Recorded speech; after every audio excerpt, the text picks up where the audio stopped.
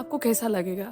आपका बच्चा एनआईसीयू में है, डॉक्टर ये बोल रहा है कि आपको कुछ भी करके ये दवा लाना होगा, कहीं से भी हो, जितना भी प्राइस हो, और ये भी बोलेगा कि आप दोनों में से एक यहीं बाहर खड़े रहना, कभी भी कुछ भी हो सकता है। वो टाइम कैसा होगा आप महसूस कर सकते हैं। नमस्कार दोस्तों, जय श्री राम, जय हनुमान। मैं हूं आपकी लता और रेमेडी की दुनिया में आपका बहुत बहुत स्वागत है। मैं वीडियो के शुरू में ही बोलना चाहती हूँ, प्लीज चैनल को सब्सक्राइब कीजिए। और मैं इस चैनल के द्वारा खुद की अनुभव में हनुमान जी का सपोर्ट कैसा रहा है ये मैं आपको बताना चाहती हूँ। हर संघर्ष मेरा खुद का होगा, लेकिन उसमें भगवान जी का हाथ मेरे ऊपर कैसा रहा, अब मैं कैसे आज के दिन तक यहाँ पे हूँ और आपके सामने ये बोल पा रही हूँ, ये मैं आपको हर एक वीडियो में बताऊंगी। तो ये आज से 7 साल पहले की बात है। मेरा बच्चा प्रीमेच्योर बॉर्न हुआ था हॉस्पिटल में। मतलब ऐसा था, आराम से मैं बैठी थी, अचानक से मेरे पेट में दर्द शुरू होने लगे और मुझे कुछ कॉम्प्लिकेशंस आए, हमें हॉस्पिटल जाना पड़ा। डॉक्टर ने बोला आपको बच्चा बाहर मतलब निकालना होगा, क्योंकि ये जो वाटर बैग होता है ना वो मतलब ब्लास्ट हो चुके थे। तो इसी टाइम पे क्या होता है, मुझे नॉर्मल डिलीवरी होता है, हाफ एन आवर के अंदर मेरा बच्चा पैदा होता है, वो भी 2.5 kg के साथ, बहुत हेल्दी बच्चा था। लेकिन जैसे वो पैदा हुआ उसको नर्सरी में रखा गया और मानो मैंने एक बार उसको ऐसे मतलब चेस्ट पे लगाया, जो जस्ट आफ्टर बर्थ वो लोग हमें देते, ऐसे मैंने रखा, मैंने देखा हाँ मेरा बेटा है, और उसके बाद मैंने मेरा बेटा के चेहरे नहीं देखा। और हम हॉस्पिटल में 2 ही जन थे, हस्बैंड और वाइफ, मतलब दूसरा कोई नहीं है। हस्बैंड चाहते ही नहीं थे किसी को बताए, ना ही घर वाले है, मायके तो बहुत दूर की बात है, कोई भी नहीं है।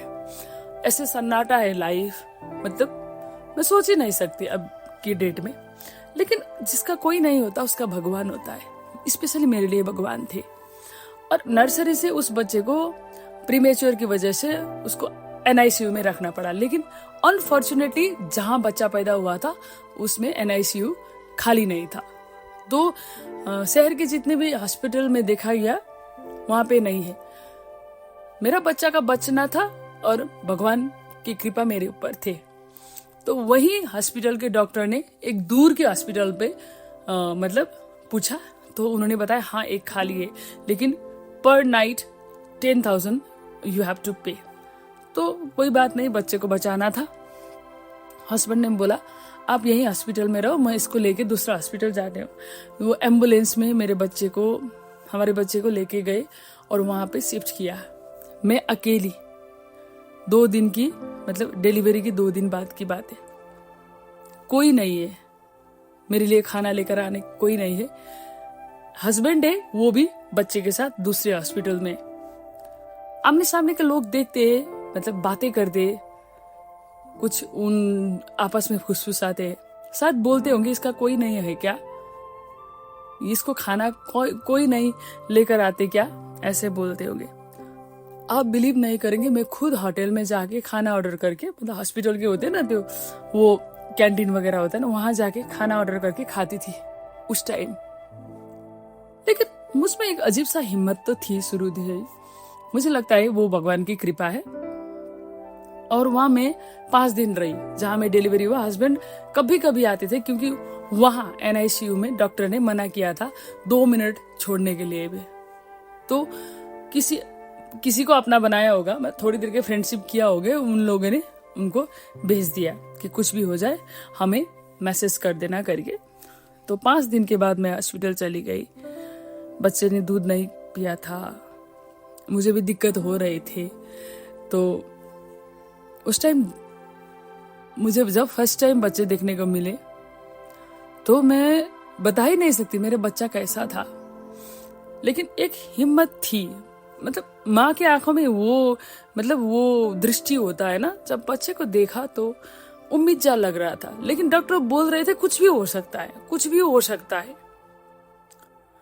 और उसके बाद हमने वहां पे 15 दिन रखा, 15 दिन रखा, आप समझो 15 दिन। 1 नंबर में एनआईसीयू, जो सबसे क्रिटिकल स्टेज में होता है। तो वहां पे मैं क्या करती थी, मैं सिर्फ हनुमान चालीसा पाठ करती थी।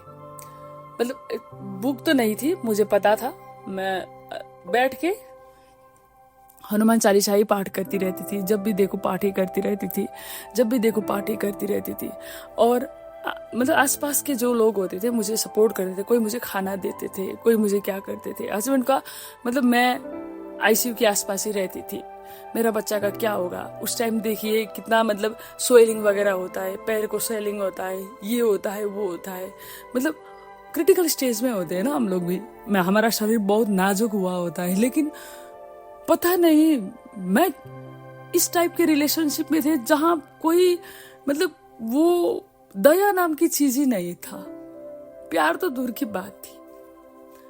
कोई एक मतलब मिलता है ना उस टाइम पे, काम करने वाले भी मिलते, अगर किसी को हायर किया जाए तो वो भी तो मिलते थे, लेकिन वो भी नहीं, कुछ भी नहीं। मुझे कपड़ा चेंज कराने के लिए कोई भी नहीं, मुझे थोड़ा स्टिच हुआ था वो भी नहीं, ये भी नहीं। तो 14 दिन 15 दिन के बाद भगवान की कृपा से मेरा बच्चा बच गया। घर में लेके आई मैं, और घर में लेके आने के बाद फिर उतना सिचुएशन ठीक नहीं रहा, बच्चे का वेट नहीं बढ़ रहा। और मैंने भगवान जी को एक संकल्प किया, अगर मेरा बच्चा ठीक हो गया तो मैं आपके नाम पे कुछ पाठ करूंगी, मंदिर विजिट करूंगी, ये बच्चे को लेके जाऊंगी। प्लीज प्रभु मेरे बच्चे को बचा देना। क्योंकि वेट नहीं बढ़ने के कारण से वो कॉम्प्लिकेशंस अभी भी थे। ब्रेस्ट फीड कराने के लिए मेरे पास पर्याप्त दूध नहीं आते थे, और उसको वो सप्लीमेंट्री देना पड़ता था। बहुत चीज ऐसे थे वो जो मैं सोच भी नहीं सकती आज के डेट में। तो मेरा कहने का तात्पर्य ये, मेरा मतलब वीडियो का कहने का मतलब ये है, लाइफ में बहुत सी चीज ऐसे होती है जो मैं डिलीवरी के टाइम देखी हूँ। कोई साथ में नहीं है, मतलब आपको संभालने के लिए कोई नहीं है, आप वैसे भी टूट चुके हैं बच्चे के सिचुएशन को देख के। और उस टाइम पे भी अगर हिम्मत रखे तो भगवान जी आपको साथ देते हैं। मैं तो आज भी यही मानती हूँ। जब मेरा बच्चा देखती हूँ, आजकल तो बहुत हेल्दी है, हैप्पी है, खेलना कूदना पढ़ना बहुत तेज है। तो उस टाइम का मेरा बच्चा, अभी सोचती हूँ ये भगवान के सिवा किसी और की चमत्कार है ही नहीं। डॉक्टर भगवान के दूसरे रूप होते, डॉक्टर भी हैरान थे, लेकिन मेरा बच्चा का लंग्स उतना डेवलप नहीं हुआ था। अब फेफड़ों का डेवलप नहीं होना मेन तो वहीं पे बात मतलब बिगड़ती है, क्योंकि सांस लेने में बहुत दिक्कत होती है, वो डेवलप नहीं हुआ था। बाकी चीज को तो बात ही छोड़ दो, उसके जस्ट स्किन और थोड़ा मतलब अंदर की वो हार्ड थे, बॉडी में कोई मांस नहीं थे, मांसपेशियां कुछ भी नहीं थे। तो दिन रात मैंने उसको इतना केयर किया है। मेरा केयर थोड़ा था, मैं बोलती हूँ मेरा केयर मतलब 20% था, भगवान की कृपा 80% थे, बाकी किसी चीज के नहीं। हाँ मैं इसके बाप हूं, मैं इसके अपने हूं ना, कुछ भी नहीं। ये सब कहने की बात है।